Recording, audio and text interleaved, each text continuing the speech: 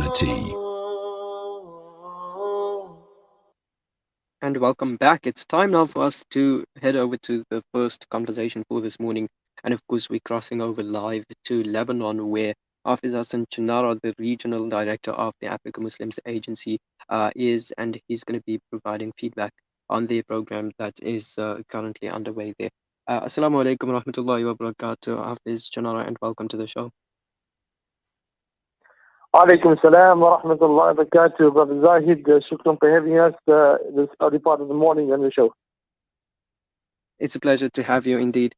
So tell us about the difficult winter that Lebanon is currently experiencing. We understand that there has been snow, rainfall, as well as icy winds. Yes, Brother Zahid, this time of the year, it's obviously cold in northern part, northern hemisphere, and you find it's fair to say that many families were living in difficult conditions, difficult conditions and are trying to survive the day. Right now we're in Lebanon, and we have the listeners will be aware that the AMA has permanent teams on the ground here in Lebanon that facilitate and undertake many of the campaigns like the Amman School of Excellence, the Dignity 10 project, the Orphan Hope project, the Bread of Hope project, uh, amongst other campaigns. But this time of the year, you find many refugees, especially those living in the unmanaged camps in the mountainous areas where there's a lot of snow, rain, sludge, etc. Basically fending for their lives. They're living in such shoddy conditions. A 4 by 4 square meter tent that doesn't hold much, and water comes in, the snow comes in, the rain comes in, and that's just one major condition. But when you sit with families, brothers, here you find there are many other individualistic challenges that the family is going through. Perhaps the child needs a medical attention, or the mother needs an urgent operation, or the mother is alone with the children and trying to put food on the table, haven't eaten for days. And there's so much more dynamics to the situation. So the Winter Rescue Campaign is a holistic campaign bringing benefits to the families, but there are many other challenges that they are facing on the ground. Mhm. And I mean, one cannot even begin to imagine the dire situation that these people find themselves in. Tell us about, I mean, what does winter mean for Syrian and Palestinian refugees who are living in refugee camps? So let me put it to you this way. Every other day during the year, the primary focus is to put food on the table. So they work around the campsite, earning less than $1 a day, having to pay rental at least minimum of $50 or more, and the only focus is the children included. They go work around the campsite, and whatever they earn goes to pay towards the rent. Fair to say that many families, especially the women, are put into vulnerable situations, especially in the unmanaged camps, if they're unable to pay the rent and put food on the table. So, to talk about winter rescue, here the focus is to put bread on the table. And there'll be days where they're unable to do that. They will go with days without any food. And when your only focus is to put bread on the table, when winter comes along, the clothes in your back may be the only clothes that you have.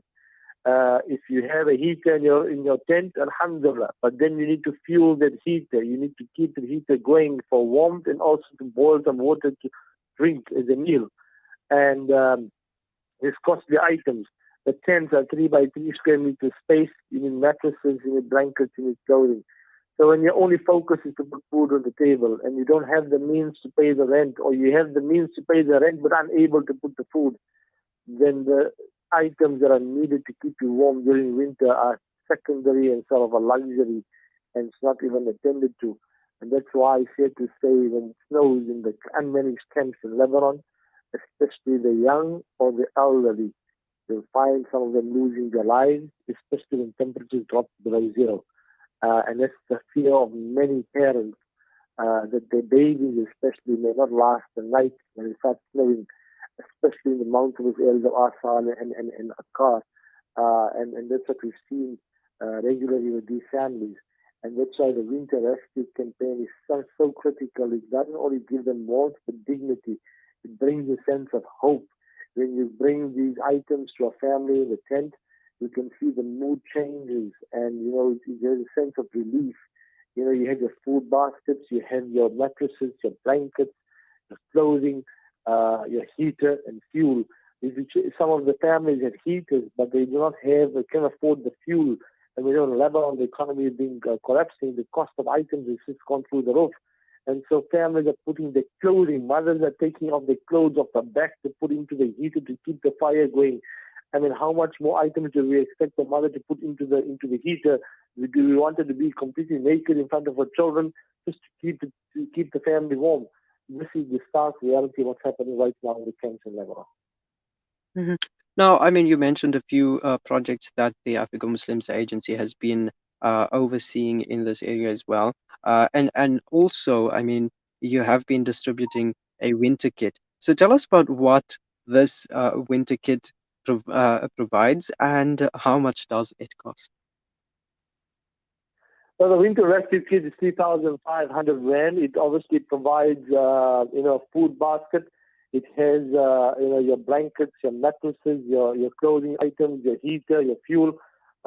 These are items that essentially keep the family warm during the winter time.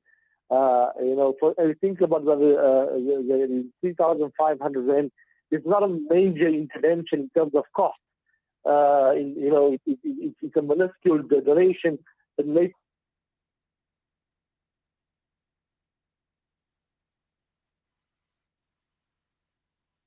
So apart from the winter rescue kits, obviously, yes, you try to keep the people warm during this icy time. But when you sit with families, you find that they have other challenges. When you sit with a mother with 10 children, with no husband, 6 daughters and 4 boys, and some of the kids have medical conditions that have never been attended to since the time of birth. Why? Because their primary focus is to put bread on the table. Sometimes they go days without any food. And, when that's your primary focus, a simple medical checkup that will be able to remedy a child's situation gets and is never attended to, and you find the child now 6 years old, with a deformity or disability. And all is required was a simple medical checkup, some simple treatment, and the child would have been fine. And children are left to be in the condition because the parents don't even have the mind space to think about attending to that medical condition because it's just the focus to put food on the table. So it's a very complex situation.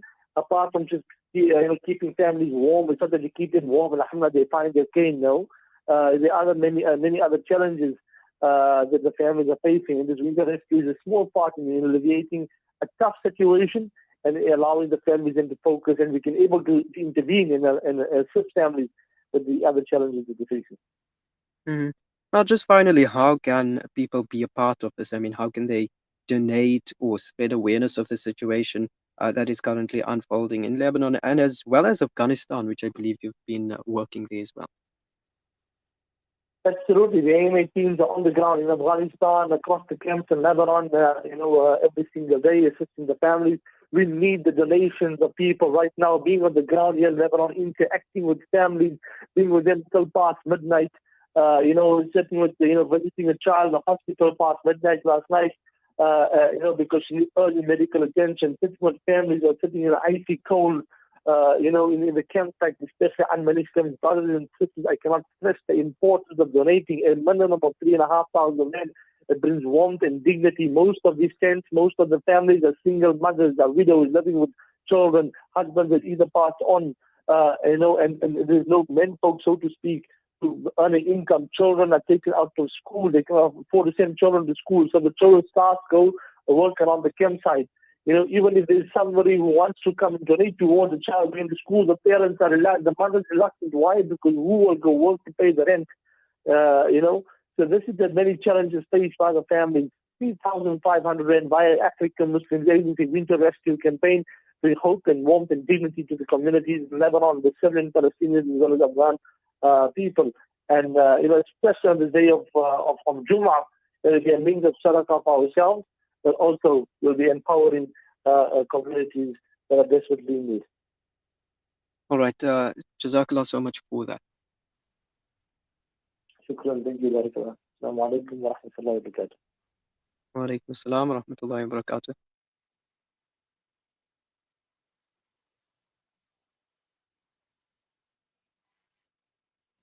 speaking to Freedom us about Stationery supply